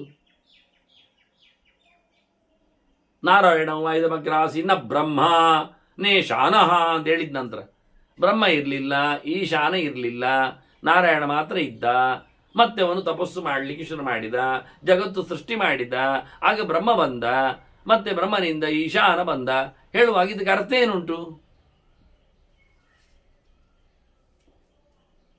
ಎಲ್ಲ ವಾಕ್ಯಗಳನ್ನು ಅರ್ಥ ಮಾಡೋದು ಬೇಡವಾ? ಒಂದು ಕಡೆ ಮಾತ್ರವಾ? ಅದರಿಂದ ಯೋ ಯಥಾ ಮಾಂ, ಅದನ್ನು ಸ್ವಚ್ಛ ಯೋ ಮಾಂ ಯಥಾ ವೇದೇತಿ ತಥಾ ತಸ್ಯಾಸ್ಮಿ ಕಾಶ್ಯಪ ಮನೋಬುದ್ಧಿಗತ ಶ್ರೇಯ ವಿದಧಾಮಿ ವಿಹಂಗಮ. ಅವರ ಮನಸ್ಸಿನಲ್ಲಿ, ಅವರ ಬುದ್ಧಿಯಲ್ಲಿ ನಾನು ಇದ್ದುಕೊಂಡು ಪ್ರೇರಣೆ ಮಾಡಿಕೊಂಡು ಅವರಿಗೆ ಒಳ್ಳೆಯದಾಗುವಂತೆ ನಾನು ಸುಗಮವಾದ ಈ ವ್ಯವಸ್ಥೆಗೊಳಿಸ್ತೇನೆ. ನಾನು ಅನೇಕ ರೂಪಗಳ, ಅನೇಕ ಆಯಾಮಗಳ, ಅನೇಕ ಲೀಲೆಗಳ, ಅನೇಕ ವ್ಯವಸ್ಥೆಗಳ ಬಗ್ಗೆ ಚಿಂತನೆ ಮಾಡುವವರಿಗೆ ಅದರ ಪ್ರಕಾರದಲ್ಲಿ, ಅಂದರೆ ಅವರ ಸಾಧನೆಗಳು ಹಾಗೆ. ಬ್ರಹ್ಮಚರ್ಯದಿಂದ ನನ್ನನ್ನು ಕಾಪಾಡಿಕೊಳ್ಳುತ್ತಾನೆ, ಗಾರಸ್ಥದಿಂದ ನನ್ನನ್ನು ಓಲೈಸಿಕೊಳ್ಳುತ್ತಾನೆ, ಸನ್ಯಾಸಿ ತಾನು ಎಲ್ಲವನ್ನು ತೊರೆದು ನನ್ನನ್ನು ನೋಡಲಿಕ್ಕೆ ಬರ್ತಾನೆ, ಕ್ಷತ್ರಿಯ ಅವನು ರಜ್ಜಾಪಾಲನೆಯಿಂದ ನನ್ನನ್ನು ಗೆಲ್ತಾನೆ, ವೈಶ್ಯ ಸತ್ಯ ಧರ್ಮದ ನಿಷ್ಠೆಯಲ್ಲಿ ವ್ಯಾಪಾರ ಮಾಡಿಕೊಂಡು ಅವ ಮುಂದುವರಿತಾನೆ, ಪರಿಚಾರಕ ಅವನು ಪರಿಚಾರನೆಯಲ್ಲಿಯೇ ಗೆಲುವನ್ನು ಸಾಧಿಸ್ತಾನೆ. ಎಂತ ಮಾಡುವ? ಅವರವರ ಯೋಗ್ಯತೆ ಎಂದು ಸ್ವಧರ್ಮೇ ನಿಧನಂ ಶ್ರೇಯ ಅನ್ನುವ ಹಾಗೆ ಏಕೇಚಿತ್ ನಿಯತಾತ್ಮಾನಃ ತ್ರೇತಾಗ್ನಿ ಪರಮಾರ್ಚಿತ ಅಗ್ನಿಕಾರ್ಯಪರಾ ನಿತ್ಯಂ ಜಪಹೋಮ ಪರಾಯಣ ಆತ್ಮನಿ ಅಗ್ನಿನ್ ಸಮಾಧಾಯ ನಿಯತಾ ನಿಯತೇಂದ್ರಿಯ ಅನನ್ಯ ಮನಸಸ್ತೆ ಮಾಂ ಸರ್ವೇ ವೈ ಸಮುಪಾಸತೆ. ಅನನ್ಯ ಕಾರ್ಯಾ ಮತ್ತೆ ಪುನಃ ತೇಮಾಂಚ ಸರ್ವೇ ವೈ ಸಮುಪಾಸತೆ. ನಿನ್ನ ಹೇಳ್ತಾನೆ, ಎಲ್ಲವನ್ನು ತೊರೆದು ನನ್ನನ್ನು ಮಾತ್ರ ಮಾತಾಡಿಸುವವರು ಅವರು ನನ್ನವರು. ಹಾಗಾದ್ರೆ ಉಳಿದವರಿಲ್ಲ ಅಂತ ಇದ್ದಾರೆ, ಅವರಲ್ಲ ಅಂತ ಗೊತ್ತಾಯ್ತಲ್ಲ. ಭೂತೇಜ್ಯ ಯಾಂತಿ ಭೂತಾನಿ ಅಂತ ಪ್ರತ್ಯೇಕ ಮಾರ್ಗವನ್ನು ತೋರಿಸಿದ ಕೃಷ್ಣ ಯಾಂತಿ ಮಧ್ಯಾಜಿನೋ ಅಭಿಮಾಮ್ ಅಂತ ಹೇಳ್ತಾ ತನ್ನನ್ನು ಪೂಜೆ ಮಾಡಿ ತನ್ನವರು ಬರ್ತೇನೆ ಹೇಳಿದ್ದಾನೆ. ಇಲ್ಲಿ ಸ್ಪಷ್ಟಪಡಿಸ್ತಾನೆ ಅನನ್ಯ ಮನಸಃ. ಅಲ್ಲಿಯೂ ಕೃಷ್ಣ ಹೇಳಿದ್ದ ಅನನ್ಯ ಚಿಂತೆಯಂತೋಮ ಅಂತಲೇ ಹೇಳಿದ್ದ. ಹಾಗಾದ್ರೆ ಅನ್ಯರು ಉಂಟು ಅಂತ ಆಯ್ತಲ್ಲ. ಅನನ್ಯ ಆಗುದು ಯಾವಾಗ? ಅನ್ಯರನ್ನು ಬಿಟ್ಟಾದಾಗ ಅನನ್ಯ ಆಗುದು. ಅನ್ಯ ಮನಸ್ಕನಾಗಬೇಡ, ಬೇರೆಯೊಬ್ಬನನ್ನು ನಂಬಬೇಡ, ಬೇರೆ ಸಂಗತಿಯನ್ನು ಕರೆಯಬೇಡ, ಬೇರೆ ವಿಷಯವನ್ನು ನೆನೆಯಬೇಡ, ಬೇರೆ ಮಾತನ್ನು ಹೇಳಬೇಡ. ಅವರು ಹೇಳುವುದೇನು ಬಂದು ಹಾಗೆ ಅಲ್ವಾ? ಎಲ್ಲರೂ ಹೇಳುವಂಥದ್ದು ತಿಳಿಯಿರಿ, ಹೇಳಿರಿ, ಬೇರೆಯನ್ನು ಬಿಡಿರಿ. ಉಳಿದವರು ಇಲ್ಲದೆ ಇದ್ರೆ ಬೇರೆ ಆಗುವುದು ಹೇಗೆ? ವೇದ ಒಂದೇ ಆಗಿದ್ರೆ ನೀವು ಬೇರೆ ಶಬ್ದಗಳನ್ನು ಹೇಳಬಾರದು, ಓದಬಾರದು ಅಂತ ಹೇಳುವುದು ಯಾಕೆ? ಉಂಟು ಅಂತಾದ್ರೆ ಮಾತ್ರ ಅಲ್ಲ ಹೇಳೋದು. ವೇದ ಒಂದೇ ನಮಗೆ ದೇವರನ್ನು ತಿಳಿಸುವ ಕೃತಿ, ಅದನ್ನು ಬಿಟ್ಟು ಇನ್ನೇನನ್ನು ಓದಬೇಡಿ ಹೇಳಿದರೆ ಇನ್ನೇನು ಉಂಟು ಅಂತ ಆಯ್ತಲ್ಲ. ಇಲ್ಲದಿದ್ರೆ ಯಾರಾದ್ರೂ ಹೇಳ್ತಾರಾ? ಹಾಗೆ ಬೇರೆ ದೇವತೆಗಳು ಇದ್ದಾರೆ ಅಂತ ಆಯ್ತಲ್ಲ. ದೇವರನ್ನು ಬಿಟ್ಟು ಅವರು ಕೆಲಸ ಮಾಡುವುದಿಲ್ಲ ಅಂತ ಅರ್ಥ ಆಯ್ತಲ್ಲ. ಅವರು ಇವನ ಅಂಡರ್ ಅಂತ ಗೊತ್ತಾಯ್ತಲ್ಲ. ಆದರೆ ತನ್ನ ಸಾಧನೆ ಮಾಡುವವರ ಬಗ್ಗೆ ಮಾತಾಡಿದವ. ಏಕೇಚಿತ್ ನಿಯತಾತ್ಮಾನ, ಆತ್ಮನಲ್ಲಿ ನಿಯತ ಉಂಟವರಿಗೆ. ಯಾರ್ಯಾರನ್ನು ಕುಳ್ಳಿರಿಸುವುದಲ್ಲ. ಯಾರಾದರೂ ನಮಗೊಂದು ದೇವರಾದರೆ ಸಾಕು ಅಂತ ಹೇಳುವುದಲ್ಲ. ಕೆಲವೊಂದು ಫಂಕ್ಷನ್ಗಳಿಗೆಲ್ಲ ಉಂಟು, ಯಾರಾದರೂ ಒಬ್ಬರು ಸಿಕ್ಕಲಿ ಮಾರ್ಯಾರೆ ಹೇಳುದವರು. ಯಾರೂ ಆಗ್ತದೆ. ನಮಗೆ ಸಿದ್ಧಾಂತ ಬೇಡ, ನಮಗೆ ವ್ಯವಸ್ಥೆ ಬೇಡ. ಮೊನ್ನೆ ಇತ್ತೀಚೆಗೊಂದು ಈ ನಡೀತಾ ಇರ್ತದೆ ಬಿಡಿ, ಶಿಬಿರಗಳಾಯಿತು. ಅದರಲ್ಲಿ ಅವರಿಗೆಲ್ಲ ವಿಶೇಷ ವ್ಯಕ್ತಿಗಳು ಬಂದು ಹೇಳಲಿಕ್ಕೆ ಉಂಟು ಅಂತೇಳಿ ಯಾರ್ಯಾರನ್ನು ಸಿಕ್ಕಿದವರನ್ನೆಲ್ಲ ಕರೆದು ಹಾಕಿ ಆಯಿತು. ಆಗ ಒಬ್ಬರು ಹೇಳಿದರು, ಎಣ್ಣೆ ಹಚ್ಚಿಕೊಂಡ್ರೆ ಭಾಳ ಚಂದವಾಗ್ತದೆ, ಆನಂತರ ವ್ಯಾಯಾಮ ಮಾಡಿದರೆ ದೇಹ ಲಘುವಾಗ್ತದೆ. ಅವರಿಗೆ ಅದು ಇಷ್ಟ. ಹಾಗಾದರೆ ದಿನಾ ಎಣ್ಣೆ ಹಚ್ಚಿಕೊಳ್ಳಿ, ದಿನಾ ವ್ಯಾಯಾಮ ಮಾಡಿ ಹೇಳಿಬಿಟ್ರು. ಆನಂತರದ ಪೀರಿಯಡಲ್ಲಿ ಆಹಾರದ ಬಗ್ಗೆ ಮಾತಾಡಲಿಕ್ಕೆ ಬರುವವರು ಅವರು ಹೇಳಿಕೊಂಡ್ರು, ಏಕಾದಶಿ ಮಾಡಲಿಕ್ಕೆ ಉಂಟು, ಉಪವಾಸ ಮಾಡಿದಾಗ ದೇಹ ಲಘುವಾಗ್ತದೆ, ಆವತ್ತು ಏನನ್ನು ತಿನ್ನಲಿಕ್ಕಿಲ್ಲ, ಪಡಿಲಿಕ್ಕಿಲ್ಲ, ಆವತ್ತು ಯಾವುದೇ ರೀತಿಯಾದ ವ್ಯಾಯಾಮ ವ್ಯವಹಾರಗಳು ಇಲ್ಲ, ಅಭ್ಯಂಗ ಸ್ನಾನ ಇಲ್ಲ, ಗಂಧ ಹಚ್ಚಿಕೊಳ್ಳಿಕ್ಕಿಲ್ಲ. ಇವರು ಮೊದಲೇ ಹೇಳಿದವರು ದಿನ ಮಾಡಲಿಕ್ಕೆ ಹೇಳಿ ಒಟ್ಟಾಗಿದೆ. ಅದಕ್ಕೆ 30 ದಿನದ್ದು ಸ್ಯಾಂಕ್ಷನ್ ಬೇರೆ ಆಗಿದೆ. ಅದಕ್ಕೆ ಅವರಿಗೆ ಒಂದು 4 ಬಾಟ್ಲಿ ತೆಗೆಸಿಕೊಟ್ಟು ಎಲ್ಲರಿಗೆ ಹಚ್ಚಿ ವ್ಯವಸ್ಥೆ ಮಾಡಿದಾಗಿದೆ. ಇವರು ಕೂಡಲೇ ಏಕಾದಶಿ ಅಂತ ಹೇಳಿಕೊಂಡು ಶುರು ಮಾಡಿದರು. ಇದಕ್ಕೆ ಸಂಬಂಧಪಟ್ಟಂತೆ ದಶಮಿಯು ನಿಷಿದ್ಧ, ಅದರ ಆಚೆಗೆ ದ್ವಾದಶಿಯೂ ಆಗುವುದಿಲ್ಲ. ಮತ್ತು ಹೀಗೆ 3 ದಿನ ಮಾತ್ರ ಅಲ್ಲದೆ ಅವನು ವ್ರತನೇಮನಿಷ್ಠನಾದವನಿಗೆ ಅಮಾವಾಸ್ಯೆಯೂ ಹಾಗೆ ಸಂಕ್ರಾಂತಿ ಆಗಿ ಶುರು ಮಾಡಿದ್ದಾರೆ. ಈ ಎಣ್ಣೆ ಬಾಟ್ಲಿಯವರಿಗೆ ಲಾಭ, ಯಾಕೆ ಅವರಿಗೆ 30 ದಿವಸದ್ದು ಸಿಕ್ಕಿದೆ. ಅದರಲ್ಲಿ ಅದಕ್ಕೆ ತಿಂಗಳಿಗೆ ಒಂದು 8-10 ದಿವಸ ಇಲ್ಲ ಆಗ್ತದೆ. ಯಾರು ಕೇಳುದು ಈಗ? ಅವ್ರು ಹೇಳ್ತಾರೆ ಅದೆಲ್ಲ ಆಗುವುದಿಲ್ಲ, ಅದಕ್ಕೆ ಇದಕ್ಕೆ ಸಂಬಂಧ ಇಲ್ಲ, ಉಪವಾಸ ಮಾಡ್ತಾಯಿರಿ, ಎಣ್ಣೆ ಹಚ್ಚಿ ಸ್ನಾನ ವ್ಯಾಯಾಮ ಮಾಡ್ತಾಯಿರಿ ಅಂತಾರೆ. ನೋಡಿ, ಅವರು ಬಂದು ಅದು ಕೆಲಸ ಮಾಡಿದ್ರು, ಇವರು ಬಂದು ಇದು ಕೆಲಸ ಮಾಡಿದ್ರು. ಇದಕ್ಕೇನು ಹೇಳುವ ನಾವು? ಒಂದಕ್ಕೊಂದು ಹೊಡೆದಾಡಿಕೊಳ್ಳುವಂತೆ ಮಾಡಿದಾಗ ಮಾಡುವ ಕಥೆ ಏನಾಯಿತು? ಅದಕ್ಕೆ ಹೇಳಿದ್ದು, ವಾಸ್ತವವಾಗಿ ಯಾರಿಗೂ ಆತ್ಮನಿಯತ್ತಿ ಇಲ್ಲ. ಸಬ್ಜೆಕ್ಟಿನಲ್ಲಿ ಥ್ರೂಔಟ್ ಏನು ಪಿಕ್ಚರ್ ಇದೆ ಎಂದು ಗೊತ್ತಿಲ್ಲ. ಎಲ್ಲರೂ ಅವರ ಮಂಗನದ್ದೇ ಬಾಲ ಎಷ್ಟು ದುಡ್ಡ ಹೇಳೋದು ಹೊರತು ಬಿಟ್ಟರೆ, ಮಂಗ ಎನ್ನುವುದು ಸುಮಾರು ಇರ್ತದೆ, ಅದಕ್ಕೆ ಬಾಲ ಎನ್ನುವುದು ವೆರೈಟಿ ಇರ್ತದೆ ಎನ್ನುವ ಅರ್ಥಕ್ಕೆ ಬರೋದಿಲ್ಲ ಅವರು. ಇಲ್ಲ, ಮಂಗದ ಬಾಲ 3 ಅಡಿ, ಮತ್ತೆ ಸಣ್ಣ ಮಂಗದ ಕತೆ ಎಂದದು ಇಲ್ಲ, ಅದು ಮಂಗ ಅಲ್ವಾ, 3 ಅಡಿಯೇ. ಮತ್ತೆ ಬೆಳೆದಾಗದು ಬಾಲ ಬೆಳೆಯುವುದಿಲ್ಲ, ಅದು ದಪ್ಪ ಆಗುವುದಷ್ಟೇ. ಇದು ಎಂತ ನಾವೆಂತ ಹೇಳು, ಮಗುವಿನ ಬೆರಳು ದಪ್ಪ ಆಗುವುದು ಮಾತ್ರ ಅಂತೆ. ಅದು ಹುಟ್ಟುವಾಗ ಎಷ್ಟು ಉದ್ದ ಇತ್ತ ಬೆರಳು, ಅಷ್ಟೇ ಉದ್ದ ಬೆಳೆಯುವಾಗಲೂ ಆಗುದಂತೆ. ಮತ್ತೆ ಅದು ದಪ್ಪ ಆಗುವುದು ಮಾತ್ರ ಅಂತೆ. ಹಾಗಾದರೆ ಎಲ್ಲ ಮಕ್ಕಳಿಗೆ ದಪ್ಪ ಆದದ್ದು ಮಾತ್ರ, ಎಲ್ಲ ಒಂದೇ ಅಡಿಯೇ ಇದ್ದಾವ? ಯಾರತ್ರ ಹೇಳುದು ನಾವು ಇದನ್ನು? ಹೇಳಿಕೊಂಡು ಹೋಗ್ತಾರೆ. ಹಾಗೆ ಆತ್ಮನಿಯತ್ವ ಇಲ್ಲ, ಯಾವ ಪೂಜೆ ಪುನಸ್ಕಾರಗಳು ಯಾವ ವ್ಯಕ್ತಿಯಿಂದಿಲ್ಲ, ವ್ರತ ನಿಯಮಗಳಲ್ಲಿ ವ್ಯತ್ಯಾಸ, ಅದರಲ್ಲಿಯೂ ನಿಯತ್ತಿಲ್ಲ. ಸಿಕ್ಕಿದಾಗಿ ಮಾಡುವುದು. ತ್ರೇತಾಗ್ನಿ ಪರಮಾರ್ಚಿತ, ಇವರೆಲ್ಲ ನಿಯತ್ತಿನಲ್ಲಿ ನನ್ನ ಆತ್ಮತತ್ವವನ್ನು ಅರಿತವರು. 3 ಅಗ್ನಿಗಳಿಂದ ಗಾರಭತ್ಯ ದಕ್ಷಿಣಾಗ್ನಿ ಆವಾನಿ ಅಗ್ನಿಗಳಿಂದ ವಿಶೇಷವಾದಂಥ ಪೂಜೆ ಪುನಸ್ಕಾರಗಳನ್ನು ನಡೆಸುವವರು. ಅಗ್ನಿಕಾರ್ಯ ಪರಾಹ ನಿತ್ಯಂ, ದಿನನಿತ್ಯ ಅಗ್ನಿಹೋತ್ರವನ್ನು ಮಾಡ್ತಾ ಇದ್ದಾರೆ. ಅಷ್ಟೇ ಅಲ್ಲದೆ ಜಪಹೋಮ ಪರಾಯಣ, ಜಪ ಮಾಡ್ತಾರೆ, ಹೋಮ ಮಾಡ್ತಾರೆ, ಜಪ ಮಾಡ್ತಾರೆ, ಹೋಮ ಮಾಡ್ತಾರೆ. ಅದಕ್ಕೆ ಅನುಗುಣವಾಗಿ ದೇವರನ್ನು ಕರೀತಾರೆ, ದೇವರಿಗೆ ಆಹುತಿಯನ್ನು ಕೊಡ್ತಾರೆ. ಆತ್ಮನ್ಯಗ್ನಿ ಸಮಾಧಾನ. ಇನ್ನು ಕೆಲವರು ಅಷ್ಟೆಲ್ಲ ಆದ ಬಳಿಕ ಅಗ್ನಿಯನ್ನು ಆರೋಪ ಮಾಡಿಕೊಂಡು ಬಾಹ್ಯದಲ್ಲಿ ಅಗ್ನಿ ಕಾರ್ಯವನ್ನು ನಡೆಸಿಕೊಡದೆ ಮತ್ತೆ ಇನ್ನಷ್ಟು ಕ್ರಮಬದ್ಧರಾಗಿ ಇಂದ್ರಿಯಗಳ ಲಾಲಸೆಗಳಿಗೆ ತಾವು ಒಡ್ಡಿಕೊಳ್ಳದೆ ಭಗವದೇಕ ಚಿತ್ತರಾಗಿ ಅವರು ಉಪಾಸನೆ ನಡೆಸ್ತಾರೆ. ಅವರು ನನ್ನೆಡೆಗೆ ಬರ್ತಾರೆ. ಯಜಂತೋ ಜಪಯಜ್ಞೈರ್ಮಾಂ ಮಾನಸೈಶ್ಚ ಸುಸಂಯತಾ. ಕಟ್ಟುನಿಟ್ಟಿನ ಒಂದು ಶಿಸ್ತು ಅಂದರೆ ಶುದ್ಧರಾಗಿದ್ದುಕೊಂಡು ಶುಚಿರ್ಭೂತರಾಗಿ ದೇಹ, ಮನಸ್ಸು, ಪರಿಸರ, ಕಾಲ ಎಲ್ಲದರ ಬಗ್ಗೆ ಎಚ್ಚರ ಇದೆ. ಅಶುದ್ಧವಾದ ಕಾಲದಲ್ಲಿ ನಡೆಸಿಕೊಡುವುದಿಲ್ಲ, ಅಶುದ್ಧವಾದ ದೇಶದಲ್ಲಿ ನಡೆಸಿಕೊಡುವುದಿಲ್ಲ, ಅಶುದ್ಧವಾದ ದೇಹದಲ್ಲಿಯೂ ಮಾಡಲಿಕ್ಕೆ ಹೋಗುವುದಿಲ್ಲ, ಅಶುದ್ಧವಾದ ಪದ್ಧತಿಯಲ್ಲಿಯೂ ದ್ರವ್ಯದಲ್ಲಿಯೂ ನನ್ನ ಮಾತು, ನನ್ನ ಪೂಜೆ, ನನ್ನ ಪುನಸ್ಕಾರ ಇರುವುದಿಲ್ಲ. ಇಷ್ಟು ಕಟ್ಟುನಿಟ್ಟಿನ ಕಥೆಯಲ್ಲಿ ಅವರು ನಿಂತಿದ್ದಾರೆ. ಅವರ ಯಜ್ಞವೇ ಜಪಯಜ್ಞ. ಅದರಿಂದಲೇ ನನ್ನ ಪೂಜೆ ಪುನಸ್ಕಾರಗಳು. ಅದು ಮನಸ್ಸಿನಲ್ಲಿ ಮಾಡತಕ್ಕ ಜಪಯಜ್ಞ. ಬಾಯಲ್ಲಿ ಹೇಳಿಕೊಂಡಾಗ ಅದಕ್ಕೆ ಲೆಕ್ಕ ಕಡಿಮೆ ಆಗ್ತದೆ. ಆದ್ದರಿಂದ ಮನಸ್ಸಿನಲ್ಲಿ ಹೇಳಿಕೊಂಡಾಗ ಅರ್ಥ ಜಿಜ್ಞಾಸೆಗಳು ಹೇರಳವಾಗ್ತವೆ. ಅಗ್ನಿ ಅಭ್ಯುದಯ ಶಶ್ವತ್ ಅಗ್ನಿಶ್ವೇವಾಭಿ ಸಂಶ್ರಿತಾ ತೇಮಾಂಗಚ್ಚಂತಿ. ಅವರು ಕೆಲವರು ಅಗ್ನಿಯ ಉಪಾಸನೆಯನ್ನು ಮಾಡಿಕೊಂಡಾಗೆ, ಕೆಲವರು ಮಾನಸವಾದ ಅಗ್ನಿ ಉಪಾಸನೆಯಲ್ಲಿ ನೆಲೆಗೊಂಡವರಾಗಿ, ಕೊನೆಗೆ ಅಲ್ಲಿನ ಅಗ್ನಿ ತತ್ವದ ಹತ್ತಿರವೇ ಅಲ್ಲೇನು ನಿರಿಂಧನವಾದಂಥ ಬೆಂಕಿ ಇತ್ತು, ಅಲ್ಲೆಲ್ಲ ಅವರೇ ನೆಲೆಗೊಂಡದ್ದು ಹೇಳ್ತಾನೆ. ಅಕಾಮಹತ ಸಂಕಲ್ಪಾಹ, ಯಾವ ಬಯಕೆಗಳು ಅವರಿಗೆ ಆಗದೆ ಹೋಗದವುಗಳು ಅಂತ ಇಲ್ಲವೇ ಇಲ್ಲ, ಎಲ್ಲವೂ ನೆರವೇರುತ್ತವೆ. ಇದೆಲ್ಲವೂ ಕಾರಣ ಜ್ಞಾನದಿಂದ. ಜ್ಞಾನೇ ನಿತ್ಯಂ ಸಮಾಹಿತಾ ಅಂತ ಅದ್ಭುತವಾದಂಥ ಜ್ಞಾನ ನಿತ್ಯರಾದ್ದರಿಂದ ಅವರು ಎಲ್ಲವನ್ನು ಗೆದ್ದಿದ್ದಾರೆ. ಆತ್ಮನ್ಯಗ್ನಿಂ ಸಮಾಧಾಯ ನಿರಾಹಾರ ನಿರಾಶಿಷ. ಅಗ್ನಿಯಲ್ಲಿ ಆಹುತಿ ಕೊಟ್ಟರೆ ತಾನೆ ಹವಿಷ್ಯಾನ್ನ ಭೋಜನ ಹೋಮಶೇಷ ತಿನ್ನುವ ಕತೆ, ಯಜ್ಞಶಿಷ್ಟಾಸನಸ್ತಂತಹ ಇಲ್ಲವೇ ಇಲ್ಲ. ಅಗ್ನಿಯನ್ನು ಆರೋಪ ಮಾಡಿಕೊಂಡದ್ರಿಂದ ಬಾಕ್ಯದಲ್ಲಿ ಅಗ್ನಿ ಆಹುತಿಯೂ ಇಲ್ಲ, ತಾವು ಊಟವೂ ಮಾಡುವುದಿಲ್ಲ. ಯಾವ ಪ್ರಕಾರದ ಬೇಡಿಕೆಗೆ ಹೇಳ ಇಲ್ಲ.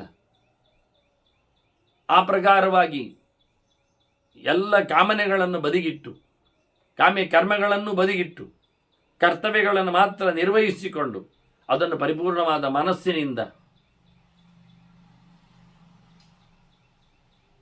ಅತ್ಯಂತ ಸಮರ್ಪಕರಾಗಿ ನಡೆಸಿಕೊಡ್ತಾರೆ. ಯೇ ಮಯಾ ಭಾವಿತಾತ್ಮಾನಃ ಮಯೇವಾಭಿರತ ಸದಾ. ನನ್ನನ್ನೇ ಹೆಚ್ಚು ಯಾರು ಹಚ್ಚಿಕೊಳ್ಳುತ್ತಾರೆ, ನನ್ನ ಪ್ರೀತಿಗೆ ಯಾರು ಪಾತ್ರರಾಗಿ ಬರ್ತಾರೆ, ಉಪಾಸತೆ ಚ ಮಾಮೇವ ಜ್ಯೋತಿರ್ಭೂತಾಹ ನಿರಾಮಯ. ನೀನಲ್ಲಿ ನೋಡಿದ್ಯಲ್ಲ ಬೆಳಕಿನವರು ಅಂತ, ಚಂದ್ರಾಂಶು ಸಹಸ್ರಪ್ರಭಾಹ ಅಂತ ಹೇಳ್ತೀಯಲ್ಲ, ಬೆಳದಿಂಗಳ ಬಗೆಯಾಗಿ ಇದ್ರು, ಚಂದ್ರನಂತೆ ಬೆಳ್ಳಗಾಗಿದ್ರು, ಎಲ್ಲ ಪ್ರಕಾಶ ಸ್ವರೂಪರು, ಎಲ್ಲ ಬೆಂಕಿಯ ಉಂಡೆಗಳಂತೆ ಎಲ್ಲ ಅಂತ. ಅವರೆಲ್ಲ ಅಲ್ಲೇ ಇರುವುದು. ತತ್ರೈವ ವಾಸ್ತವ್ಯಂ ತೈರಿ. ಅವರೆಲ್ಲ ಅಲ್ಲೇ ಇರುವುದು. ಅವರೆಲ್ಲ ನನ್ನನ್ನು ಉಪಾಸನೆ ಮಾಡಿದವರು, ಪೂಜೆ ಮಾಡಿದರು, ನನ್ನ ಭಕ್ತಿಯಲ್ಲಿ ಭರಿತರಾದವರವರು. ಹಾಗಾಗಿ ಅವರಿಗೆ ಯಾವುದೇ ತೊಂದರೆ ಇಲ್ಲ. ನೀನಾವತ್ತು ನೋಡಿದೆಯಲ್ಲ ಸರೋವರ, ಬೆಂಕಿ, ಜನ ಅಂತ ಎಲ್ಲ ಅವರೇ. ಅದುವೇ ನಾನಲ್ಲಿ ಎಲ್ಲ ಪ್ರಕಾರದಲ್ಲಿ ಇದ್ದೇನೆ. ಸೃಷ್ಟಿ ಮಾಡುವವನು ನಾನೇ ಒಂದು ರೂಪದಲ್ಲಿ, ಸಂಹಾರ ಮಾಡುವವನು ನಾನೇ ಸಂಘರ್ಷಣ ರೂಪದಲ್ಲಿ, ಪಾಲನೆ ಮಾಡುವುದು ನಾನೇ ಅನಿರುದ್ಧನಾಗಿ, ಸೃಷ್ಟಿಯಲ್ಲಿ ಪ್ರದ್ಯುಮ್ನಾಗಿರ್ತೇನೆ, ಜ್ಞಾನವನ್ನು ಕೊಡಲಲ್ಲಿ ವಾಸುದೇವನಾಗಿ ಬರ್ತೇನೆ. ಇನ್ನೂ ಕೆಲವು ಅರ್ಥಗಳನ್ನು ಹೇಳ್ತಾನೆ, ಇನ್ನು ತುಂಬ ಬಗೆಯ ಪ್ರಕಾರಗಳನ್ನು ಉಲ್ಲೇಖ ಮಾಡುತ್ತಾನೆ. ವಾಸುದೇವನಾಗಿದ್ದೇನೆ ಅಂತ ಹೇಳ್ತಾರೆ. ಎಲ್ಲಿರ್ತಾನೆ ವಾಸುದೇವನಾಗಿ? ಆತ್ಮಭೂತ ವಾಸುದೇವ, ಆತ್ಮಭೂತೆ ವಾಸುದೇವ ಅಂತಾನೆ. ಮುಂದಿನ ಶಬ್ದಗಳನ್ನು ನೋಡಿಕೊಂಡಾಗ ಅರ್ಥ ಮಾಡಬೇಕಿಕ್ಕೇನು ಅಂತ. ಮತ್ತೆ ಸಂಘರ್ಷಣ ಅಹಂಕಾರೆ, ಅದು ಸರಿ. ಶಿವತತ್ವವು ಸಂಘರ್ಷಣನು ಶೇಷನು ಅಹಂಕಾರದಲ್ಲಿದ್ದಾನೆ. ಪ್ರದ್ಯುಮ್ನ ಮನಸ್ಸಿ ಸ್ಥಿತ, ಪ್ರದ್ಯುಮ್ನ ಮನಸ್ಸಿನಲ್ಲಿದ್ದಾನೆ, ಅದು ಸರಿ, ಕಾಮನಾಗಿ. ಮತ್ತೆ ಅನಿರುದ್ಧ ಮತೋಸ್ಥಿತ, ಬುದ್ಧಿಯಲ್ಲಿ ಅನಿರುದ್ಧ ಇದ್ದಾನೆ. ಹೀಗೆ ಮನಸ್ಸು, ಬುದ್ಧಿ, ಅಹಂಕಾರ, ಚಿತ್ತ ಆಗಾದ್ರೆ ವಾಸುದೇವ. ಮತ್ತೆ ಚೇತನನಾಗಿ ನಾರಾಯಣ. ಹೀಗೆ ಪಂಚರೂಪಗಳು, 4 ರೂಪಗಳು, ಭಗವಂತನ ವಿಶೇಷ ವ್ಯವಸ್ಥೆಗಳು. ಇದರ ಸೃಷ್ಟಿಯನ್ನು ಮತ್ತೆ ಹೇಳ್ತಾನೆ ಇನ್ನು ಪ್ರಕಾರದಲ್ಲಿ. ಹೀಗೆ ಇಷ್ಟ ಕೇಳ್ತಾ ಬಂದಾಗ, ಹೀಗಾಗಿ 4 ಪ್ರಕಾರದ ರೂಪಗಳು ಉಪಾಸನೆಯವರು ಅವರವರಿಗೆ ಬೇಕಾದ ಹಾಗೆ ಮಾಡ್ತಾರೆ. ಶಕ್ಯ ಸಮಾಸಾದಯಿತು ಅಹಂ ವೈ ಜ್ಞಾನ ಚಕ್ಷುಷ. ನಾನು ಸಿಗುವುದು ಯಾರಿಗೆ ಹೇಗೆ ಕೇಳಿದರೆ, ಕಣ್ಣಿದ್ದವರಿಗೆ ಮಾತ್ರ ಕಾಣುತ್ತೇನೆ ನಾನು. ಅಲ್ಲ, ಎಲ್ಲರಿಗೂ ಕಣ್ಣುಂಟಲ್ಲ, ಕಾಣುವುದಿಲ್ಲ ಅಲ್ಲ ಕೇಳಿದರೆ. ಜ್ಞಾನ ಚಕ್ಷುಷ ಅಂತ. ಜ್ಞಾನ ಚಕ್ಷುಷ, ಜ್ಞಾನದ ಕಣ್ಣಿದ್ದವರಿಗೆ, ಓದಿಕೊಂಡು ಬಂದವರಿಗೆ, ಅರಿವು ನಿಂದವರಿಗೆ ನಾನು ಕಾಣಿಸಿಕೊಳ್ಳುತ್ತೆ, ಉಳಿದವರಿಗೆ ಇಲ್ಲ. ಅದನ್ನ ಚತುರ್ಧಾಹಂ, 4 ಪ್ರಕಾರದಲ್ಲಿ ಜಗತಃ ಹಿತಃ ಚರಾಮಿ, ಬಹು ಪ್ರಕಾರದ ಕೆಲಸಗಳನ್ನು ಮಾಡ್ತೇನೆ, ಅನುಭವಿಸ್ತೇನೆ, ತಿಳಿಸಿಕೊಡ್ತೇನೆ, ಜಗತ್ತಿನ ಹಿತಕಾರಕನು ನಾನಿದ್ದೇನೆ. ಹೀಗೆ ಪ್ರತ್ಯೇಕ ರೂಪಗಳಲ್ಲಿ ವಿಭಕ್ತಾತ್ಮ ಬಂದವನು ನಾನು. ನನ್ನ ಬಗ್ಗೆ ಎಲ್ಲ ಮಾತಾಡುವುದು, ಅಲ್ಲೆಲ್ಲ ಶಬ್ದರಾಶಿ ಇದ್ದದ್ದು ವೇದವೇ. ಗೃಣಂತಿ ವೇದಂ ಸತತಂ ಸುಖಿನಃ ಜ್ಞಾನ ಸಂಯುತ. ಅರ್ಥದ ಅರಿವಿನ ಜೊತೆಯಲ್ಲಿ ವೇದಗಳನ್ನು ಪಠನ ಮಾಡ್ತಾರೆ ಅವರು. ಅಲ್ಲಿ ದೊಡ್ಡ ರಾಶಿಯಲ್ಲಿದ್ದದ್ದು ವೇದಗಳದ್ದೇ ಚಿಂತನೆಗಳು, ವ್ಯವಸ್ಥೆ. ಮತ್ತೆ ಬ್ರಹ್ಮಣಶ್ಚಾಪಿ ಸಂಭೂತ ಶಿವೈತ್ಯವಧಾರ್ಯತ. ಎತ್ತದು ಪದ್ಮಭೂತ್ ಪೂರ್ವಂ ತತ್ರ ಬ್ರಹ್ಮ ವ್ಯಜಾಯತ. ಅಲ್ಲಿ ಮೊದಲಿಗೆ ಬ್ರಹ್ಮ ಬಂದಲ್ಲ, ಪದ್ಮದಲ್ಲಿ ಬ್ರಹ್ಮನಿಂದ ಶಿವ ಬಂದಲ್ಲ. ಮತ್ತೆ ಶಿವಾದ ಸ್ಕಂದ ಸಂಭವ, ಶಿವನಿಂದ ಸ್ಕಂದ ಬಂದಲ್ಲ. ಹೀಗೆ ಏತ ಸೃಷ್ಟಿ ಚತುಷ್ಟ, ಇದು 4 ವ್ಯವಸ್ಥೆಗಳು, ರೂಪಗಳು. ಸ್ಕಂದ ಇದ್ದಾನೆ ಪ್ರದ್ಯುಮ್ನ, ಅವನಿಗೆ ಕಾರಣನಾದವ ಶಿವ ಇದ್ದಾನೆ ಸಂಕರ್ಷಣ, ಅವನನ್ನು ಹೊತ್ತು ನಿಂತವ ಆತ್ಮಭೂತನಾದವ ವಾಸುದೇವ ಇದ್ದಾನೆ ಬೇರೆ. ಈಗ ಇನ್ನು ಸ್ಕಂದನಿಂದ ಅನಿರುದ್ಧ ಬೇರೆ ಬರ್ತಾನೆ. ಇದಕ್ಕೂ ಮೂಲನಾಗಿ ನಾರಾಯಣಲ್ಲಿದ್ದಾನೆ. ಅಂದ ಪದ್ಮ ಬಂದಿದೆ, ಪದ್ಮದಲ್ಲಿ ಬ್ರಹ್ಮ ಬಂದಿದ್ದಾನೆ, ಬ್ರಹ್ಮನಿಂದ ಶಿವ ಬಂದಿದ್ದಾನೆ, ಶಿವನಿಂದ ಸ್ಕಂದ ಬಂದಿದ್ದಾನೆ, ಬ್ರಹ್ಮ ಬರುವ ಮುಂಚೆ ಒಬ್ಬ ನಿಂತಿದ್ದಾನೆ. ಅದನ್ನು ವಾಸುದೇವ, ಸಂಕರ್ಷಣ, ಪ್ರದ್ಯುಮ್ನ, ಅನಿರುದ್ಧರನ್ನು ಹೀಗೆ ನೋಡ್ಲಿಕ್ಕೂ ಬರ್ತದೆ. ಯಾವಾಗ ಲೋಕದಲ್ಲಿ ತೊಂದರೆಗಳಾಗ್ತದೆ ಆಗ ನಾನು ಬರ್ತೇನೆ. ನೀನು ಯಾವಾಗ ಎಲ್ಲಿ ಕಾಣಿಸ್ತಿ ಅಂತ ಕೇಳಿದ್ದ ಗರುಡ. ಲೋಕದಲ್ಲಿ ಅಧರ್ಮ ತಾಂಡವವಾಡಿದಾಗ ಧರ್ಮ ಸ್ಥಾಪನೆಗಾಗಿ ನಾನು ಬಂದೇ ಬರ್ತೇನೆ, ಕಾಣಿಸಿಕೊಳ್ಳುತ್ತೇನೆ, ಅವತಾರದ ಕೆಲಸ ಮಾಡಿ ಹೋಗ್ತೇನೆ. ಹೀಗೆ ಬಹಳ ಸ್ಪಷ್ಟವಾಗಿ ದೇವರು ದೈತ್ಯದಾನವ ರಕ್ಷೋಭಿ ಯದಾ ಧರ್ಮ ಪ್ರಪೀಡ್ಯತೆ. ಕೆಟ್ಟವರಿಂದ ಧರ್ಮಕ್ಕೆ ಹಾನಿಯಾದಾಗ ತದಾಹಂ ಧರ್ಮವೃದ್ಧ್ಯರ್ಥ ಮೂರ್ತಿಮಾನ್ ಭವಿತ ಆಶುಗ. ಆಗ ನಾನು ರೂಪ ತಳೆದು ಬರ್ತೇನೆ, ಅವತಾರವನ್ನು ತಳೆಸ್ತೇನೆ ಧರ್ಮದ ವೃದ್ಧಿಗಾಗಿ. ಇಷ್ಟೆ. ವೇದವ್ರತ ದರಾಹ ಏತು ಧೀರಾಹ ನಿಶ್ಚಿತ ಬುದ್ಧಯ ಯೋಗಿನಃ ಯೋಗಿಯುಕ್ತಾಶ್ಚ ತೇಮಾಂ ಪಶ್ಯಂತಿ. ನಾನೇ ಅದು. ಆಗಲೂ ನನ್ನನ್ನು ಕಾಣುವವರು, ಅವರು ಪರಿಪಕ್ವವಾದ ಮನಸ್ಸುಳ್ಳವರು, ಸಾಧನೆ ಮಾಡಿದವರು, ಯೋಗಿಗಳು, ಯೋಗಿಗಳ ಜೊತೆಯಲ್ಲಿ ಸೇರಿಕೊಂಡವರು, ಮುಖ್ಯವಾಗಿ ವೇದವನ್ನು ಚೆನ್ನಾಗಿ ಅರಿತುಕೊಂಡು ಅದರಂತೆ ಬದುಕಿ ಬಂದವರು, ಶಾಸ್ತ್ರೀಯವಾದ ಕರ್ಮದಲ್ಲಿ ನೆಲೆಗೊಂಡವರು, ಅಂಥವರು ನನ್ನನ್ನು ಚೆನ್ನಾಗಿ ಕಾಣ್ತಾರೆ, ತಿಳಿತಾರೆ. ನಾನು ಎಲ್ಲರಿಗೂ ಕಾಣ್ತೇನೆ ಹೇಳಲಿಕ್ಕೆ, ನಾನು ಪಂಚಭೂತಗಳ ಜಾತಿ ಅಲ್ಲ. ನಾನು ಮಣ್ಣು, ನೀರು, ಮೈ, ಗಾಳಿ, ಆಕಾಶ ಉಳ್ಳವ ನಾನಲ್ಲ. ಅದರಲ್ಲಿ ಇದ್ದೇನೆ ನಾನು. ಅದು ನನಗದು ಅಂಟುವುದಿಲ್ಲ, ಅದರ ಕೆಲಸ ನನಗೆ ಮಾಡುವುದಿಲ್ಲ. ಆದರೆ ನಾನು ಕೆಲಸ ಮಾಡಿಸ್ತೇನೆ ಅದರಿಂದ. ಅದರಿಂದ ಪಂಚಭಿಹಿ ಸಂಪ್ರಯುಕ್ತೋಹಂ ವಿಪ್ರಯುಕ್ತಶ್ಚ ಪಂಚಭಿಹಿ. 5ರಲ್ಲಿ ಸೇರಿದವನು ನಾನು, 5ರಲ್ಲಿ ಇಲ್ಲವೂ ನಾನೇ. ಯಾಕೆಂದರೆ ಅದು ಅಂಟಿಕೊಳ್ಳುವುದಿಲ್ಲ ನನಗೆ. 5ರ ಸೃಷ್ಟಿ ಮಾಡಿ ನಾನು ಹೌದು ಎನ್ನುವುದು ಸತ್ಯ, ಇಚ್ಛಾ ಮಾತ್ರ, ಯೋಚನೆ ಮಾಡಿದಾಗ ಆಗ್ತದೆ ಅದು. ಹಾಗೆ ವರ್ತಮಾನಶ್ಚ ತೇಷ್ವೇವಂ, ಅದರಲ್ಲಿ ನಾನು ಇದ್ದೇನೆ, ಆದರೆ ನಿವೃತ್ತಶ್ಚೈವ ತೇಷ್ವಂ, ಅದರಲ್ಲಿ ನಾನು ಇಲ್ಲೇ ಎನ್ನುವುದು ಸತ್ಯ. ಹಾಗೆ ಪಂಚಭೂತಗಳಲ್ಲಿ ನೆಲೆಗೊಂಡಿದ್ದರೂ ಪಂಚಭೂತದವನು ನಾನಲ್ಲ, ಪಂಚಭೂತಗಳ ವಿಕಾರ ನನ್ನಲ್ಲಿ ಇಲ್ಲ. ಅವುಗಳಿಗೆ ವಿಕಾರ ತಂದವನು ಮೇಳನ ಕೊಟ್ಟವನು ನಾನಾದರೂ ನಾನು ಮಿಲನಗೊಂಡವನಲ್ಲ. ಅಂದರೆ ಒಬ್ಬ ರಾಜ್ಯ ಕಾರಾಗೃಹದಲ್ಲಿ ಕೈದಿಗಳನ್ನು ಹಾಕ್ತಾನೆ, ಹೋಗಿ ಬರ್ತಾನಂದ ತಕ್ಷಣ ಅವನು ಕೈದಿ ಆಗುವುದಿಲ್ಲ. ಅದರಂತೆ ಹಾಗಾಗಿ ದೇವರು ಅದರ ಆಚೆಗಿದ್ದಾನೆ, ಗುಣತ್ರಯತ್ತು, ಪಂಚಭೂತಗಳತ್ತು. ಹಾಗೆ ರಜಸ್ತಮೋಭ್ಯಾಂ ಆವಿಷ್ಟಾ ಯೇಷಾಂ ಬುದ್ಧಿ ಈ ಅನಿಶ್ಚಿತ, ಯಾರು ಬುದ್ಧಿ ನೆಟ್ಟಗಿಲ್ಲ, ರಾಜಸ ತಾಮಸ ಭಾವಗಳಿಂದ ಯಾರದ್ದು ಕೆಟ್ಟಿದೆ ಅಂಥವ್ರತೇ ನಪಶ್ಯಂತಿ, ನನ್ನ ನಿಜವಾದ ರೂಪಗಳನ್ನು ಅವರು ಕಾಣುವುದಿಲ್ಲ. ಮೇ ತತ್ವಂ, ಅವರು ಭಾರಿ ತಪಸ್ಸು ಮಾಡ್ತಾರೆ, ಮಾಡಲಿ, ಭಾರಿ ದೊಡ್ಡ ಮಟ್ಟಿನಲ್ಲಿ ಅವರ ಸಮಾರಾಧನೆ ಇದೆ, ಇರಲಿ, ನಾನು ಯಾಕೆ ಸಿಗ್ತೇನೆ. ಅದನ್ನು ಸಾವಿರಾರು ಕಾಲು ವರ್ಷದ ತಪಸ್ಸು ಮಾಡಿದ, ಕಠೋರವಾದ ತಪಸ್ಸು ಮಾಡಿದ ರಾವಣಾದಿಗಳು ಇಲ್ಲಿ ದೃಷ್ಟಾಂತರಾಗ್ತಾರೆ. ಅವರಲ್ಲಿ ರಾಜಸ ತಾಮಸ ಭಾವಗಳು ಕೂತಿವೆ. ಆದ್ದರಿಂದ ದೇವರವರಿಗೆಲ್ಲ ಸಿಗುವುದಿಲ್ಲ. ಅವರು ಅದನ್ನು ನೋಡಿದಾಗಲ್ಲ, ಅವರವರ ವ್ಯವಹಾರ ಮಾಡಿದ್ರಿಂದ ಮೋಕ್ಷವನ್ನು ಪಡಿಬೇಕಾಗಿಲ್ಲ. ಇದನ್ನು ಚಿಂತನೆಗೆ ತಂದರು. ವಾಸ್ತವವಾಗಿ ರಾಜಸವಾದ ತಾಮಸವಾದ ಅವರಲ್ಲಿ ವಾಸನೆಗಳು ಇರಲಾಗಿ ದೇವರು ಸಿಗುವುದಿಲ್ಲ.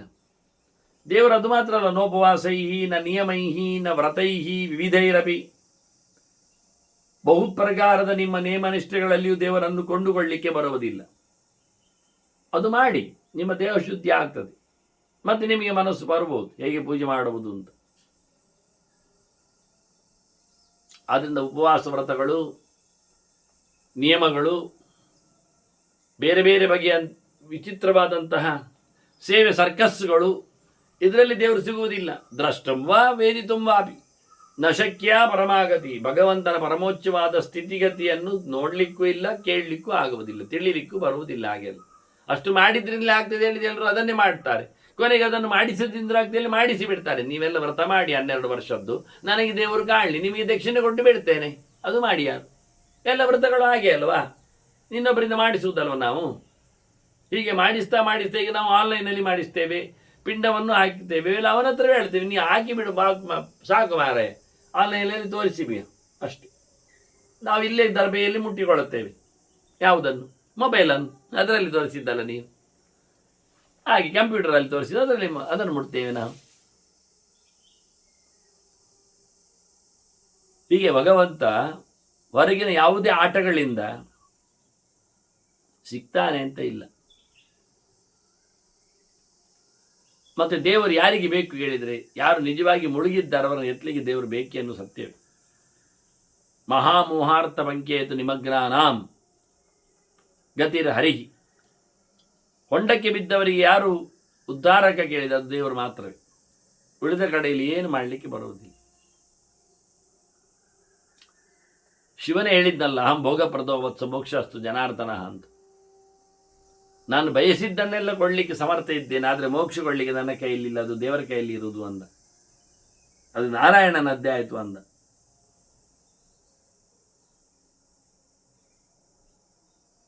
ಹಾಗೆ ಭಗವಂತ ಯಾರು ಕತ್ತಲಿನಲ್ಲಿ, ತೊಂದರೆಯಲ್ಲಿ, ಅಜ್ಞಾನದಲ್ಲಿ ಬಿದ್ದಿರ್ತಾರೆ ಅಂಥವರಿಗೆ ದೇವರೇ ಗತಿ. ಯಾರು ಏಕಾಂತಿಗಳಿರ್ತಾರೆ, ಯಾರು ಭಗವಂತನದ್ದೇ ಧ್ಯಾನದಲ್ಲಿ ಕೂತಿರ್ತಾರೆ, ಯಾರು ಎಲ್ಲವನ್ನು ತೊರೆದು ಸನ್ಯಾಸಿಗಳಂತೆ ಬದುಕ್ತಾರೆ, ಅವರು ಬೇಗನೆ ಭಗವಂತನೆಡೆಗೆ ಹೋಗ್ತಾರೆ. ಏಕಾಂತಿನಃ ಧ್ಯಾನಪರಾಹ ಯತಿಭಾವಾತ್ ವ್ರಜಂತಿಮ. ಅವರ ಧರ್ಮ ಹಾಗಿರಬೇಕು. ಬಗೆಯಲ್ಲಿ ಭಗವಂತನ ಎಚ್ಚರ ಇರಬೇಕು. ಹಾಗೆ ಯಾವುದನ್ನು ಹಚ್ಚಿಕೊಳ್ಳದೆ ಎಲ್ಲಿಯೂ ಜನಜಂಗುಳಿಯಲ್ಲಿ ಸೇರಿರಬಾರದು. ಸತ್ವಯುಕ್ತ ಗತಿರಿಯೇಷಾಂ ಕೇವಲಾತ್ಮವಿನಿಶ್ಚಿತ, ಯಾರದ್ದು ಸಾತ್ವಿಕವಾದ ಭಾವನೆ ಇದೆ, ಕೇವಲ ಭಗವಂತನ ಮೇಲೇನೇ ಭರವಸೆಯಲ್ಲಿ ಕೂತದಿದೆ, ಅಂಥವರಿಗೆ ಶುದ್ಧವಾದ ಗತಿ ಸಿಗ್ತದೆ. ತೇ ಪಶ್ಯಂತಿ ಸ್ವಮಾತ್ಮಾನಂ ಪರಮಾತ್ಮಾನಂ ಅವ್ಯಯಂ. ಅವರಿಗೆ ಆತ್ಮಾಪರೋಕ್ಷವಾಗ್ತದೆ, ಪರಮಾತ್ಮ ಪರೋಕ್ಷ ಆಗ್ತದೆ. ಅವರನ್ನು ನೋಡಿಕೊಳ್ತಾರೆ, ದೇವರನ್ನು ನೋಡಿಕೊಳ್ಳ ಅಂದರೆ ಅವರನ್ನೇ ದೇವರನ್ನು ನೋಡಿಕೊಳ್ಳುವುದಿಲ್ಲ, ಆಗುವುದಿಲ್ಲ. ಹಾಗೆ ಅದಕ್ಕೆ ಇಲ್ಲಿ ಪ್ರತ್ಯೇಕ ಹೇಳಿತ್ತು. ತೇ ಪಶ್ಯಂತಿ ಸ್ವಮಾತ್ಮಾನಂ, ತಾವು ಯಾರು ಅಂತ ಗೊತ್ತಾಗ್ತದೆ, ದೇವರು ಯಾರು ಅಂತ ಕಾಣ್ತಾರೆ. ಹಾಗಾದರೆ ನಮಗಿವತ್ತು ಅದು ತೊಂದರೆ. ಅದು ನಾನು ಯಾರು ಅಂತ ಪ್ರತ್ಯೇಕ ಕಾಣದೇ ಇರಲಿಕ್ಕೆ ಹೋಗಿ ನಾನು ದೇವರು ಕಾಣದೇ ಇರುವುದರಿಂದ ಯಾರಾದರೂ ಒಂದು ಕಂಡ್ರೂ ನಾವು ಸೋಲ್ತಿದ್ದೆವು, ಹೇಳ್ತಿದ್ದೆವು.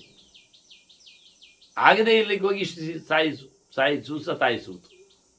ಇಲ್ಲಿ ಹೇಳ್ತಾನೆ, ಅಂಥವರು ತಮ್ಮ ಇತಿಮಿತಿಯನ್ನು ಕಾಣ್ತಾರೆ. ಜೀವ ಯಾವುದು, ದೇವರು ಯಾವುದು, ಪ್ರತಿಬಿಂಬ ಯಾವುದು, ಬಿಂಬ ಯಾವುದು. ಅದಕ್ಕೋಸ್ಕರ ಅಹಿಂಸೆ, ಆರ್ಜವ, ಶ್ರದ್ಧೆ, ಶಾಸ್ತ್ರದೃಷ್ಟವಾದ ವಿಧಾನದ ಅರಿವು, ಶುದ್ಧವಾದ ಪ್ರಯೋಗ ಪದ್ಧತಿ, ಶಾಸ್ತ್ರದೃಷ್ಟ ವಿಧಾನಜ್ಞ ಅಂತಾರೆ. ಅಂಥವರಿಗೆ ಭಗವಂತನೆಡೆಗೆ ಸಾಗುವ ಯೋಗ್ಯತೆ ಇದೆ. ಯತು ಸಾಂಖ್ಯಂಚ ಯೋಗಂಚ ಜ್ಞಾತ್ವಾಪಿ ಅದೃತ ನಿಶ್ಚಯ. ಯಾರು ಸಾಂಖ್ಯಶಾಸ್ತ್ರ ಯೋಗಶಾಸ್ತ್ರ ತಿಳಿದಿದ್ದರೂ ಅಲ್ಲಿನ ನಿರ್ಣಯಕ್ಕೆ ಯಾರು ಬಂದಿರುವುದಿಲ್ಲ. ಶಾಸ್ತ್ರ ಅಂದರೆ ಹಾಗೆ ಕೆಲವೊಮ್ಮೆ ಅರ್ಥ ಆಗುವುದಿಲ್ಲ. ಅದು ನಿರ್ಣಯ ಕೊಡಲಿಕ್ಕೆ ಬಂದದ್ದಲ್ಲ, ಬೇರೆಗಳಲ್ಲಿ ನಿರ್ಣಯವನ್ನು ನೋಡಬೇಕಾಗಿದೆ. ಖಾಲಿ ಪ್ರಕ್ರಿಯೆಯಿಂದಲೇ ಎಲ್ಲವನ್ನು ಸರಿ ಹೇಳಲಿಕ್ಕೆ ಆಗುವುದಿಲ್ಲ. ಇಂಥವರು ಓದಿಕೊಂಡಿದ್ದರೂ ಸೋಲ್ತಾರೆ, ನಿರ್ಣಯಕ್ಕೆ ಬಾರದಿದ್ದವರು ಮತ್ತೆ ದೇವರೆಡೆಗೆ ಸಾಗುವುದಿಲ್ಲ ಅಂತಾನೆ. ಹಾಗಾಗಿ ನೀನೆಲ್ಲ ನೋಡಿದೆಯಲ್ಲ, ಅಲ್ಲಿ ನಿನಗೀಗ ಅರ್ಥ ಆಯ್ತಲ್ಲ. ಎಲ್ಲ ಇದು ಸೂಕ್ಷ್ಮ ವಿಷಯ ಅಲ್ಲ. ಇದು ಬರೇ ಸ್ಥೂಲ, ಓವರ್ ಆಲ್ ಲುಕಿಂಗ್. ಇದು ಬರ್ಡ್ ವ್ಯೂ ಹೇಳಿದ ಹಾಗೆ ಗರುಡನಿಗೂ ಸಹ ಸ್ಥೂಲ ದರ್ಶನಮೇತನಮೇ ಯದೃಷ್ಟಂ ಭವತ ಅನಗ. ಇದೆಲ್ಲ ನನ್ನದು, ನೀನು ಹೊರಗಿಂದ ಹೊರಗೆ ನೋಡಿದ ಕಥೆಗಳಷ್ಟೇ. ಸ್ಥೂಲವಾದ ಪರಿಚಯ ಇದು. ಇದರ ಅಡೆಗೆ ಸೂಕ್ಷ್ಮಕ್ಕೆ ಹೋಗಿ ಸೂಕ್ಷ್ಮಸ್ಯ ಏತದ್ ಸೂಕ್ಷ್ಮಸ್ಯ ದ್ವಾರಂ. ಇದು ಸೂಕ್ಷ್ಮ ಚಿಂತನೆಗೆ ಬಾಗಿಲಿದ್ದಾಗೆ, ಕಿಟಕಿ ಇದ್ದಾಗೆ. ಇನ್ನು ಮುಂದಕ್ಕೆ ನೀವು ಬೆಳಿಬೇಕು. ಇದು ಸ್ಟಾರ್ಟ್. ಇದರ ಹಾಗೆ ಇನ್ನು ಮುಂದೆ ಇದೆ. ಭಗವಂತನ ದರ್ಶನದಲ್ಲಿ ಅತ್ಯಂತ ಸೂಕ್ಷ್ಮತೆ ಇದೆ. ಕಾರ್ಯಾಣಾಂ ಕಾರಣಂತು ಅಹಂ. ಎಲ್ಲ ಕೆಲಸ ಆಗಲಿಕ್ಕೂ ಕಾರಣ ನಾನೇ, ಅದು ಗೊತ್ತಾಗುವುದಿಲ್ಲ. ಹೊತ್ತುಕೊಂಡು ಬಂದದ್ದು ಮಡಿಕೆ ಮಾಡಲಿಕ್ಕೆ ಮಣ್ಣನ್ನು ಕತ್ತೆಯಾದರೂ ಅದರೊಳಗೆ ದೇವರು ನಿಂತೆ ಹೊರಿಸಿದ್ದಲ್ವಾ, ಮಾಡುವವನಲ್ಲಿ ನಿಂತು ಮಾಡಿಸಿದ್ದಾನಲ್ಲ. ಅದನ್ನೆಲ್ಲ ಕಾರ್ಯಗಳಿಗೂ ಕಾರಣ ನಾನೇ ಇದ್ದೇನೆ. ಮುಖ್ಯವಾಗಿ ನನ್ನನ್ನು ಯಜ್ಞ ಅಂತ ಹೇಳ್ತಾರೆ. ಮಾಂ ಯಜ್ಞಮಾಹುಹು ಯಜ್ಞಜ್ಞಾಹ. ಯಜ್ಞವನ್ನು ನಡೆಸಿಕೊಡುವವರೆಲ್ಲ ನಾನು ಯಜ್ಞಮೈ ವಿಷ್ಣು ಅಂತ ಸ್ಪಷ್ಟವಾಗಿ ತಿಳಿಸಿ ನನ್ನನ್ನು ಆರಾಧನೆ ಮಾಡ್ತಾರೆ. ಮತ್ತೆ ಕೆಲವರು ನನ್ನನ್ನು ವೇದ ಹೇಳ್ತಾರೆ. ವೇದೋ ನಾರಾಯಣ ಸಾಕ್ಷ ವೇದಂ ವೇದವಿದೋ ಜನಾ. ನಾನು ಜ್ಞಾನರೂಪನಿದ್ದೇನೆ, ನಮಗೊಂದು ಜ್ಞಾನ ಬರಲಿ ಅಂತವ್ರು ಹೇಳಿಕೊಳ್ಳುವ ರೀತಿ ನೋಡ್ತಾ ಇವೆ.